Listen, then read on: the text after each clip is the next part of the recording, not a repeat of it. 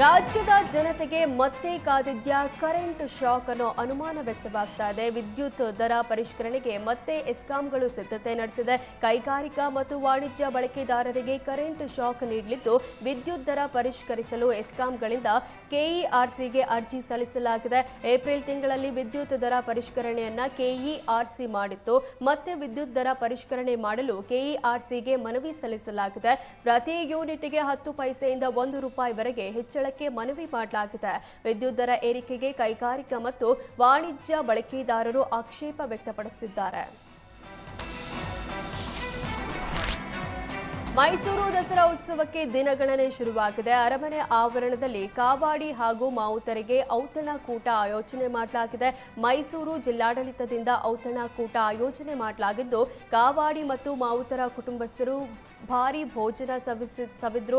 ಮಾವುತರ ಕಾವಾಡಿಗರ ಕುಟುಂಬಕ್ಕೆ ಊಟ ಬಡಿಸಿ ಸಚಿವ ಮಹದೇವಪ್ಪ ತಾವು ಊಟ ಸವಿದ್ರು. ಈ ವೇಳೆ ಶಾಸಕ GT Devegowda, Tanveer Sait, DC Lakshmikanth Reddy, police commissioner Seema Latkar ಸೇರಿ ಹಲವರು ಭಾಗಿಯಾಗಿದ್ರು.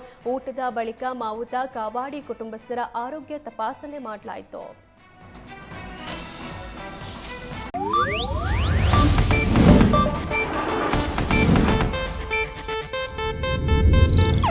ಇದು ಏಷ್ಯಾನೆಟ್ ನ್ಯೂಸ್ ನೆಟ್ವರ್ಕ್ ಪ್ರಸ್ತುತಿ.